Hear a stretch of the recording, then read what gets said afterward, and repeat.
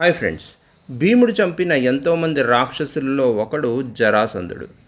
జరాసంధుడు మగధ రాజ్యం యొక్క రాజైనటువంటి బృహద్రథుడికి ఉన్న ఇద్దరు భార్యలకి పుట్టిన సంతానం. ఇద్దరు భార్యలకు ఎలా పుట్టాడు అంటే, ఈ బృహద్రథుడికి ఉన్న ఇద్దరు భార్యలు ఒకసారి గర్భవతి అయ్యారు.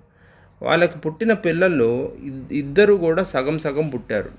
ఇలా పుట్టారు ఏంటి అని చెప్పేసి వాళ్ళని పడేవిగా జరా అనే రాక్షసి ఆ ఇద్దరిని తీసుకొచ్చి ఒకటిగా చేసి జరాసంధుడిని పుట్టించింది. సో జరాసంధుడు మగధ దేశానికి రాజుగా నియుక్తుడయ్యాడు. కొన్ని రోజుల తర్వాత ప్రజలు అతనితోటి ఎన్నో ఇబ్బందులు ఎదుర్కొంటున్నారని తెలుసుకున్న కృష్ణుడు భీముణ్ణి అతని దగ్గరికి పంపించి యుద్ధానికి కాలు దువ్వాడు. తక్కువవాడుగా అన్నటువంటి జరాసంధుడు కూడా భీముడు కంటే కూడా గొప్పగా పోరాడుతున్నాడు.